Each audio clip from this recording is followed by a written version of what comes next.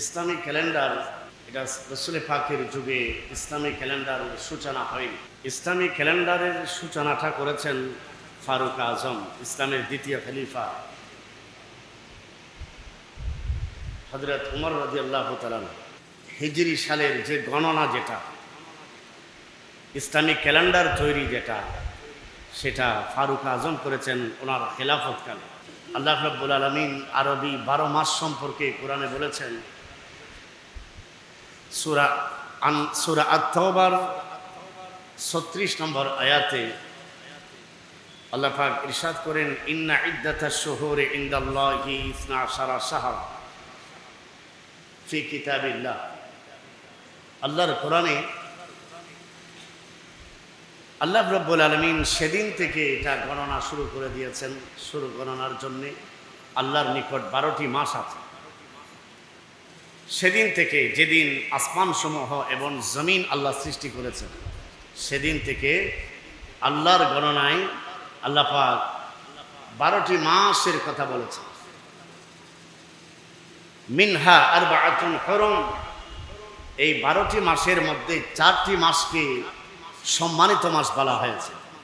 এই সম্মানিত 4টি মাসের মধ্যে একটা অন্যতম মাস হচ্ছে মুহররম মাস।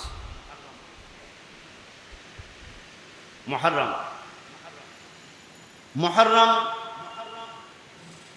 এই শব্দের, মুহররম শব্দের শুরু অর্থ হলো হরমতওয়ালা, যেটাকে হরমত দেওয়া হয়েছে, যেটাকে সম্মান দেওয়া হয়েছে, যেটাকে হারাম করা হয়েছে। এজন্য আইয়ামে জাহেলিয়া যুগেও, ইসলামের আগেও আরবরা এই মাসে যুদ্ধ বিগ্রহ করতো না।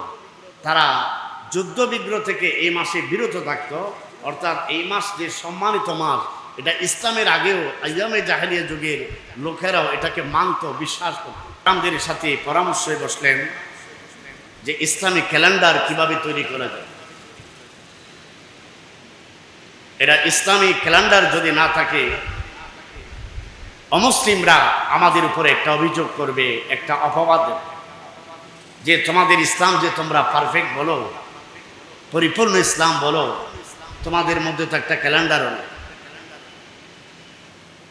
এই জন্য আল্লাহর নবী বলেন, ইরশাদ করেন, আলাইকুম সুন্নতি ওয়া সুন্নাতিল খুলাফায়ে রাশিদিন আল মাহদিয়িন।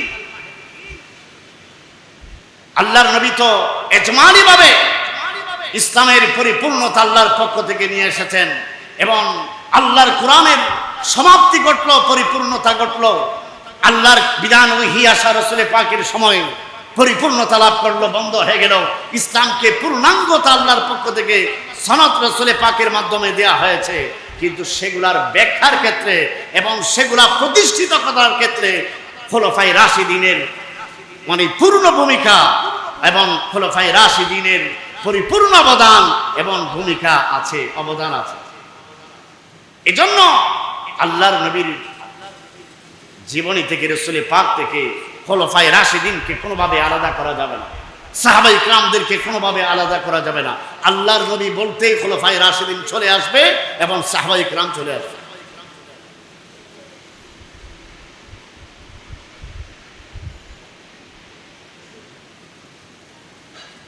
তো ফারুক আজম সাহাবায়ে কিরামদের সাথে পরামর্শে বসলেন। সেখানে হযরতে আলী রাদিয়াল্লাহু তাআলা আনহু ছিলেন, আর অনেক সাহাবী ছিলেন। যে ইসলামিক ক্যালেন্ডার এটা আমরা কি নাম দিয়ে শুরু করতে পারি, এই পরামর্শ চাইলেন ফারুক আজম। তো সাহাবায়ে কিরামদের মধ্যে কেউ কেউ পরামর্শ দিলেন ফারুক আজমকে, আল্লাহর নবী যেদিন তাশরীফ এনেছেন সেদিন দিয়ে শুরু করা যায়। আর কেউ কেউ বললেন, যেদিন আল্লাহর নবী পৃথিবী থেকে বিদায় নিয়েছেন সেই দিনটাকে দিয়ে শুরু করা যায়, সেই নাম। আবার কেউ কেউ বললেন, রাসূল পাকের কাছে যেদিন ওহীর সূচনা হয়, ওহী নাযিল যেদিন শুরু হয়, ওহীর সূচনা হয়, নুজুলে ওহী, সেদিন সেই নাম দিয়ে সেদিনকে এই নামে নামকরণ। ইসলামিক ক্যালেন্ডার নাম ওই নামে দেওয়া যায়। ফারুক আজম নীরব রইলেন, কারো কথার জবাবে কিছু বলেননি। সব শেষে ইসলামের চতুর্থ খলিফা,